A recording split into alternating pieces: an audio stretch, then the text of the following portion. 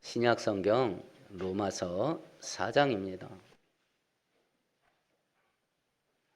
244페이지에 있습니다. 25절.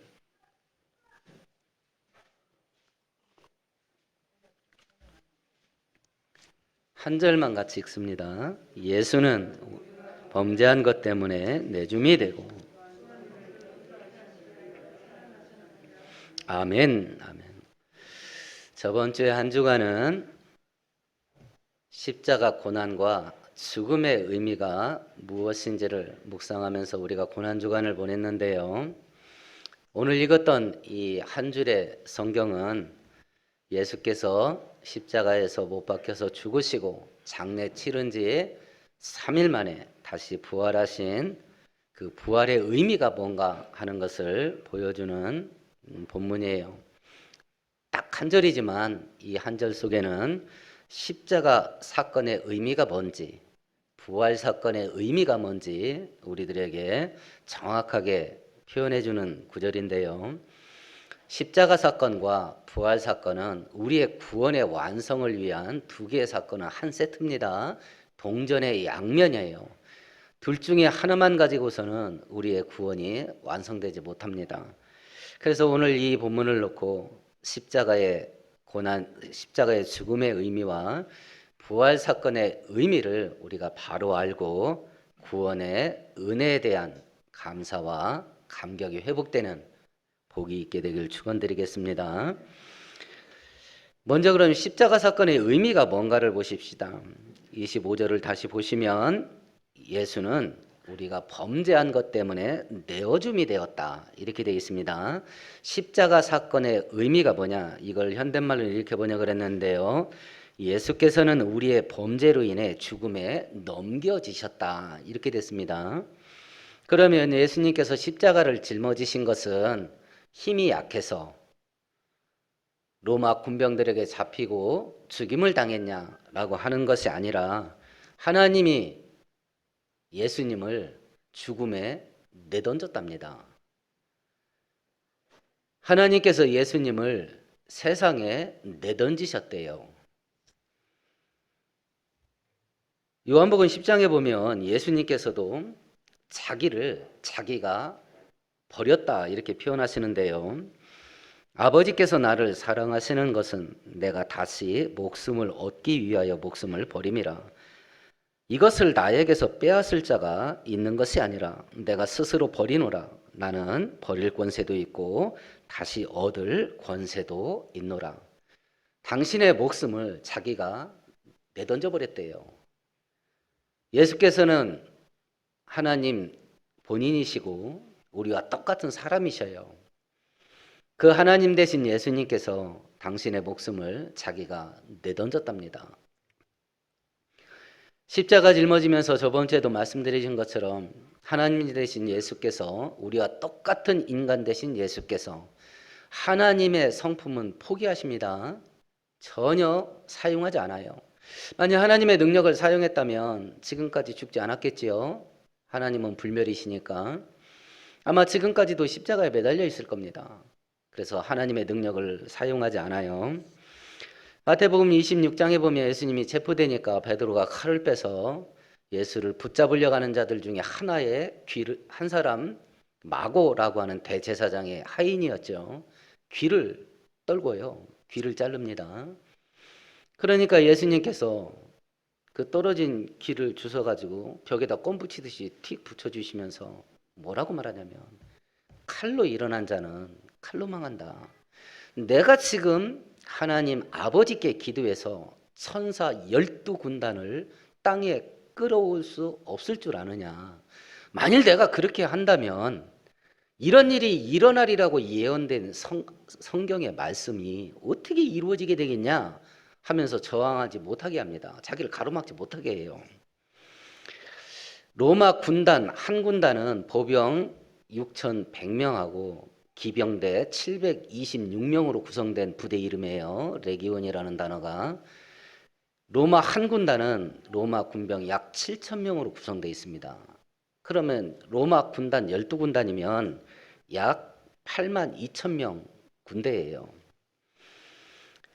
열왕기 하에 보면 아수르 사네립 왕이 히스기야가 나라를 다스리고 있을 때 침략해 옵니다.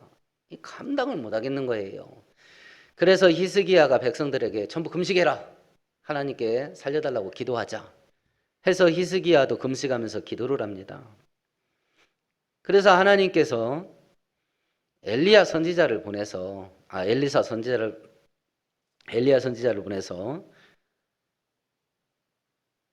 이사야 선지자를 보내서 이런 말씀을 전합니다. 내가 나와 나의 종 다윗을 위하여 이 성을 보호하여 구원하리라 하셨나이다 하였더라. 이 밤에 여호와의 사자가 나와서 아수르진에서 군사 18만 5천을 친지라. 아침에 일찍 일어나 보니 다 송장이 되었더라. 이리 돼 있네요. 그 금식 기도하는 한밤중에 여호와의 사자, 천사입니다. 우리 한글 성경은 정확하게 번역이 안 돼 있습니다만 원문 성경이면 단수예요. 천사 한 명이에요. 하나님께서 천사 한 명을 보내셨는데 그 밤에 18만 5천 명 아수르 군대가 전부 죽었다. 이리 돼 있습니다. 죽음의 원인이 무엇인지 기록되어 있지 않습니다만 그리스의 역사학자였던 역사의 아버지라는 별명이 붙은 헤로도투스라는 사람이 이 전쟁을 역사의 기록으로 남겼는데 아수르 군대가 하룻밤 사이에 죽게 된 이 원인을 흑사병으로 기록을 했어요. 흑사병으로. 자, 그럼 천사 한 명이 와서 할 수 있는 일이 이 정도인데 뭐 꼭 이만큼만은 한 건 아니겠죠. 천사는 영적인 존재들이니까 초능력이 있겠죠. 그렇지만 경배의 대상은 아닙니다. 천사는 용도가 첫 번째는 하나님을 영화롭게 하고 하나님의 영광을 수호하는 거예요. 두 번째는 우리 수발들게 하는, 우리를 도우라고 만드신 존재예요. 그러니까 섬김의 대상이 아니에요. 그렇다고 천사를 멸시할 것도 아니지만 경배 대상 아닙니다. 천사는 우리를 섬기라고 하나님이 만드신 영적인 존재예요. 천사는. 그러면 천사 8만 2천이 이 땅에 쏟아져 내리면 어떤 일 벌어지겠습니까? 지구가 절단날 수도 있고 온 우주가 절단날 수도 있어요. 그래서 하나님 대신 예수께서는 힘이 부족해서 로마 군병들한테 체포돼서 죽은 게 아니라 내던진 거예요. 당신의 목숨을 내던진 겁니다. 그러면 하나님 대신 예수님께서 당신의 목숨을 왜 내던졌냐? 25절을 다시 한번 읽어봅시다. 예수는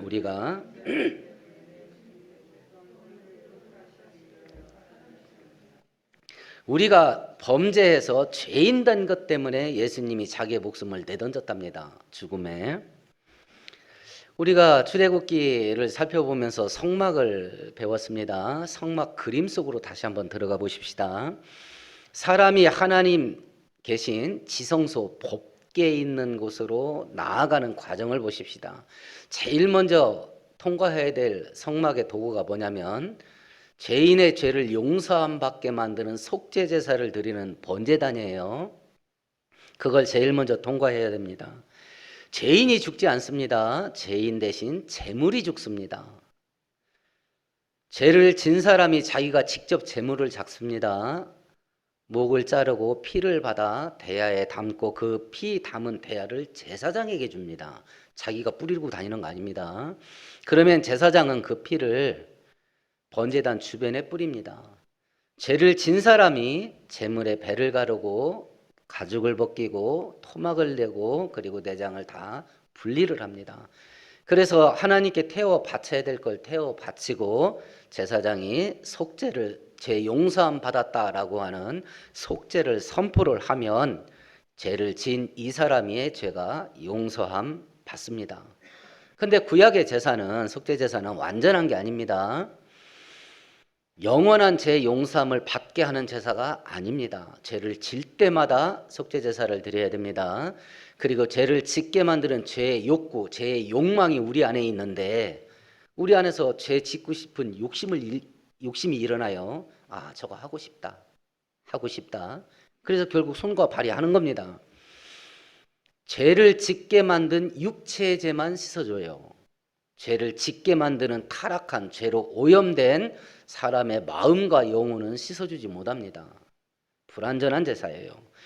그걸 통해서 하나님은 죄인이 죄 용서함 받으려면 어떻게 용서함 받는지를 알려준 거예요.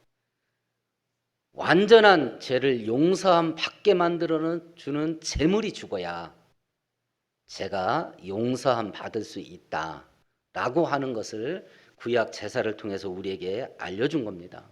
그래서 히브리서 9장은 율법을 쫓아 거의 모든 물건이 피로써 정결케 되나니 피 흘림이 없은즉 사함이 없느니라. 죽어야 돼. 죄인은 죽어야 됩니다. 그런데 특별하게 죄인이 직접 죽는 게 아니라 제물이 대신 죽음으로 정작 죄를 지은 죄인은 살 수 있다는 걸 요 속죄 제사를 통해서 알려준 거예요. 그러나 완전한 제사는 아닙니다. 그런데 특별한 속죄 제사가 하나 있습니다. 그게 뭐냐면 레위기 16장에 보시면 우리 성경 찾아봅니다. 구약 성경 레위기 16장입니다. 특별한 속죄 제사입니다. 14절과 15절을 같이 읽습니다. 그는 또 수수송아지의 피를 가져다가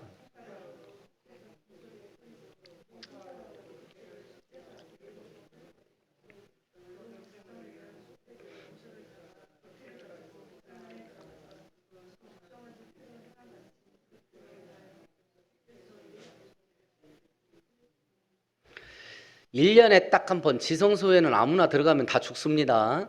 우리가 성막의 그림을 다시 한번 보세요. 십계명 돌판 2개를 보관하고 있는 상자, 법궤입니다.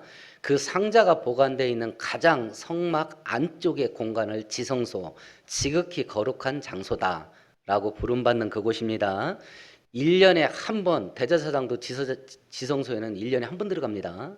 허구한 날 들어가는 거 아닙니다.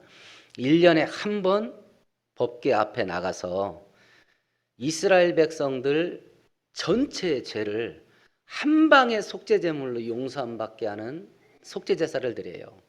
그래서 우리 신앙 용어로 이걸 대속죄일이라고 표현을 합니다. 그래서 7월 10일 날 속죄 제물의 피를 받아서 대제사장이 지성소에 가서 법궤 앞에서 손가락에다 그 피를 담아서 7번 이렇게 뿌립니다.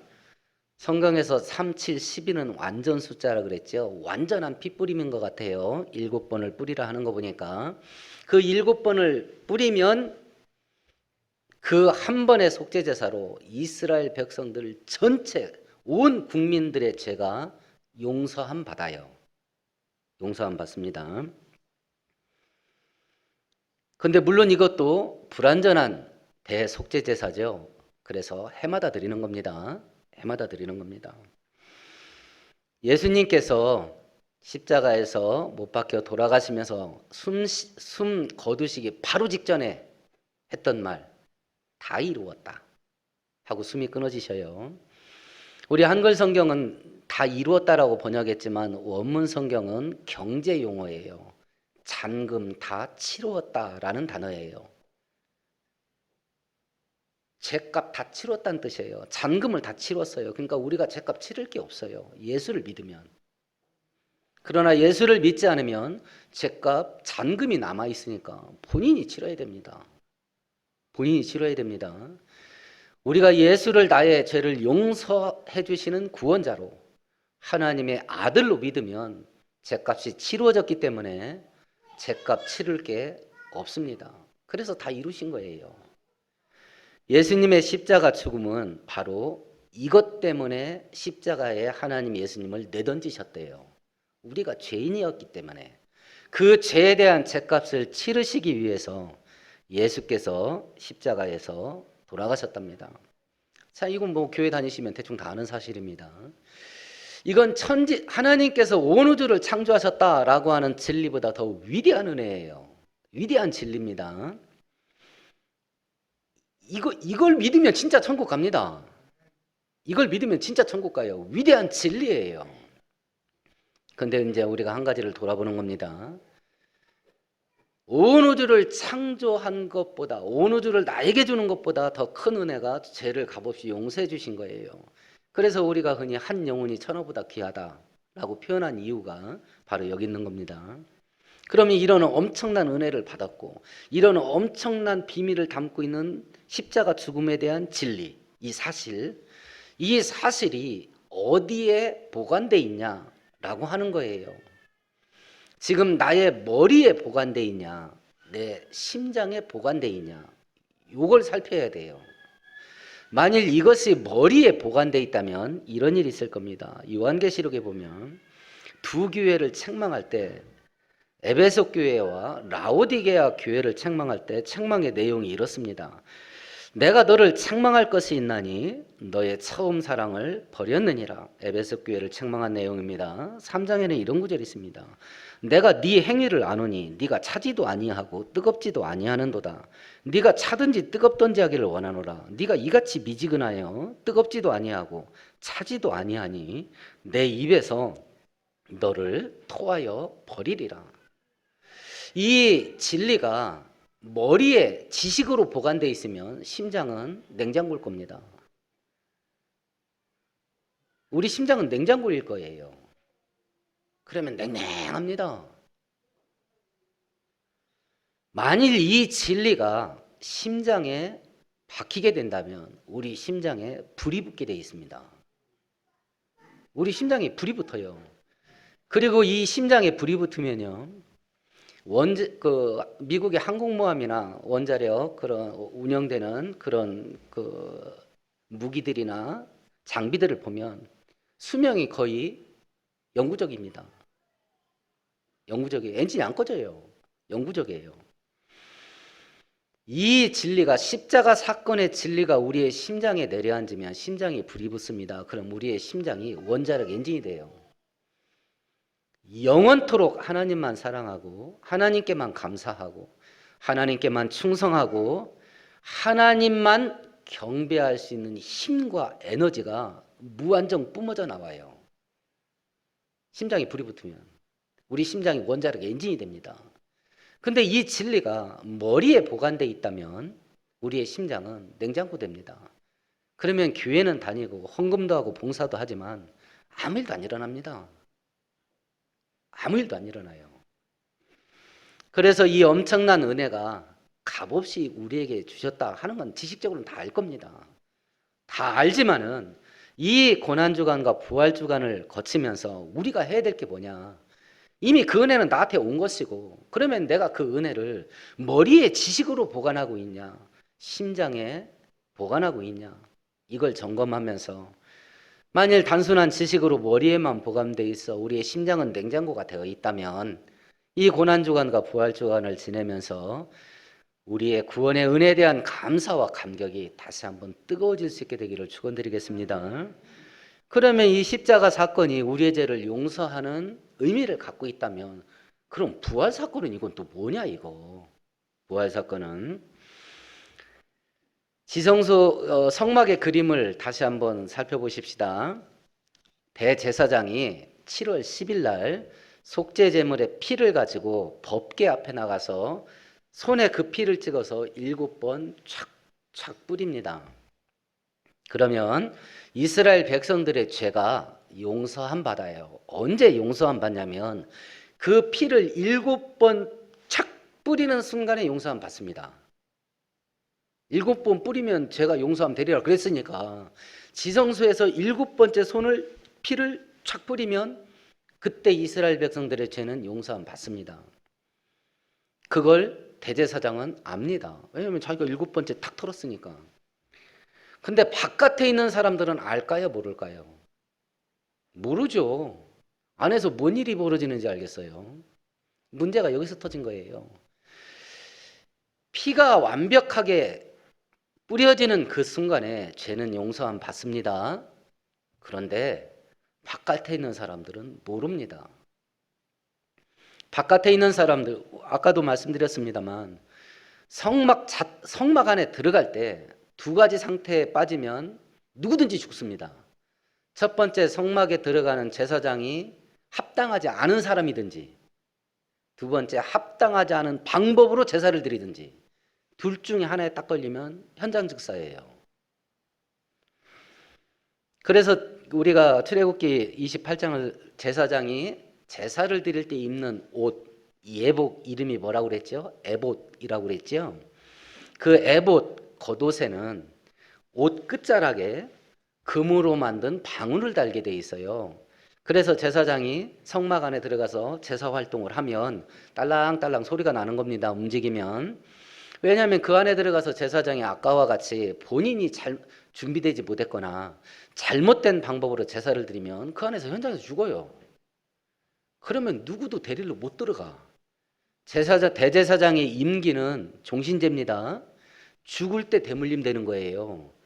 근데 살아서 대제사장 역할을 하던 자가 지성소에 들어가서 죽었다. 그럼 대제사장이나 돼야 지성소에 들어가는데 후임자를 임명을 안 했잖아요.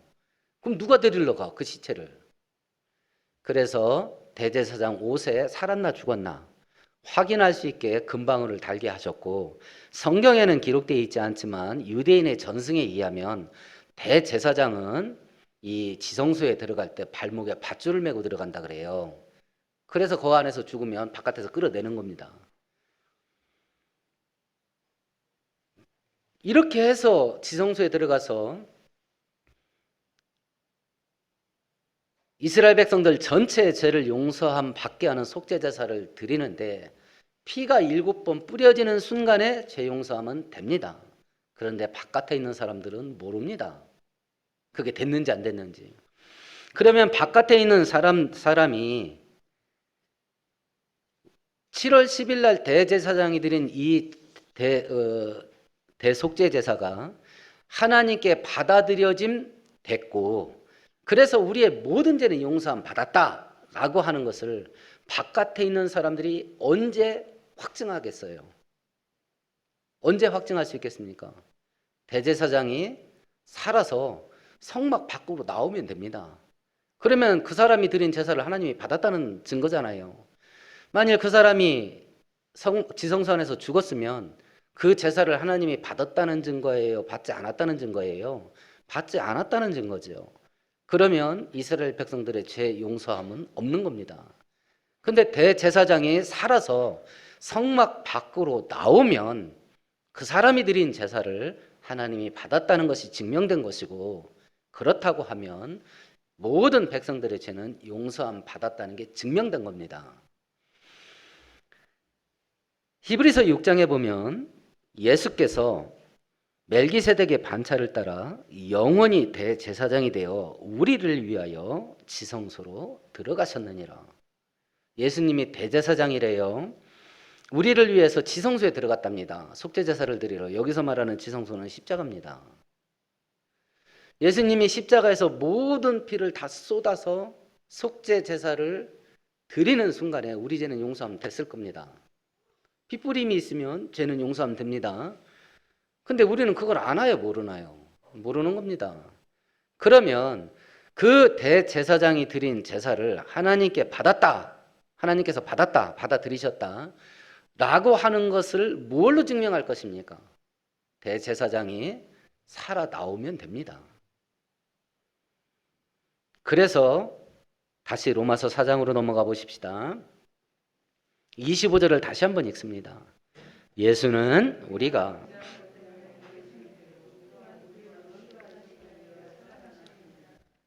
우리의 죄 용서는 예수님의 십자가 죽음으로 이루어집니다. 그런데 의롭게 되었다, 의롭다, 무죄를 선고하다예요. 법정 용어입니다. 검찰이 수사를 막 했어요. 이 사람 죄 없어.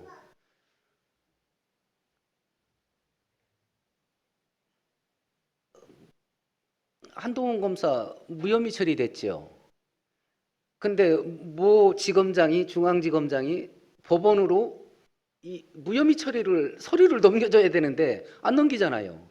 그래서 판사가 이거 무혐의야 하고 망치를 두드려 줘야 돼요. 무혐의로 드러났지만 판사가 선포를 안 해주니까 한동훈은 여전히 현직에 복귀를 못해요. 똑같은 현상이에요. 십자가에서 죄 용서함이 다 됐습니다.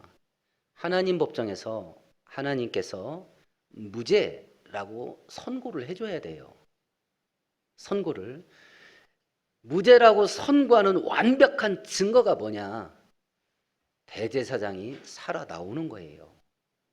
그리고 하나님께서 이제 제사가 완성이 됐으니 제사의 완성은 대제사장이 살아서 성막에서 나오는 거예요. 죄 용서는 7번 피 뿌릴 때 돼요.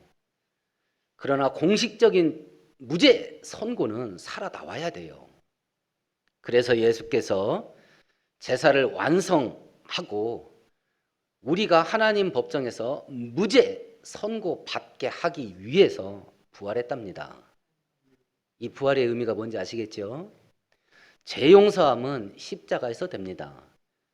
그런데 죄 용서함 받은 것이 하나님 법정에서 영원한 심판장 대신 하나님께서 너 무죄라고 선고를 해줘야 되는데, 무죄라고 선고받게 하는 속죄제사가 완벽하게 이루어졌다라고 하는 마지막 증거가 뭐냐면 대제사장이 살아 나오는 거예요. 바로 우리가 하나님 법정에서 무죄 선고받게 하기 위해서 대제사장 되신 예수께서 십자가 속죄제사에서 죽으시고 살아 나오신 거예요. 그래서 우리 죄가 완전하게 용서함 되려면 십자가 사건과 부활 사건이 한 세트가 돼야 됩니다. 한 세트가. 그래서 오늘은 바로 우리가 의인으로 하나님 법정에서 무죄 선고를 받게 하는 예수님의 부활을 감사하고 기념하는 부활주일로 저희들이 지내는 것이요. 자, 그렇다고 한다면 이미 이 사건들은 2000년 전에 다 이루어진 사건입니다. 그렇다고 하면 오늘을 살아가는 우리가 이 십자가 사건과 이 부활 사건을 내 것으로, 나에게 주신 나의 개인적인 은혜로 내가 간직하고 산다면 이건 머리에다 보관해서는 될 일이 아닙니다.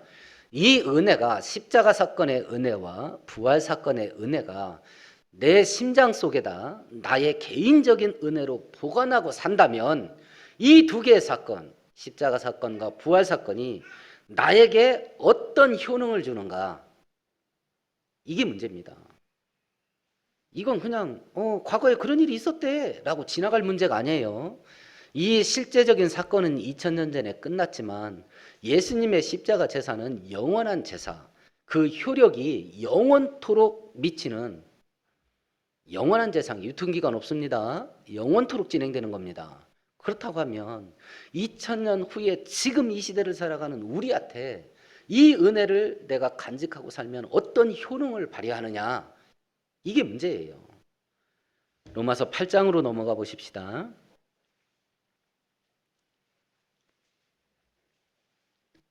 (31절과) 32절을 같이 읽습니다. 그런즉 이 일에 대하여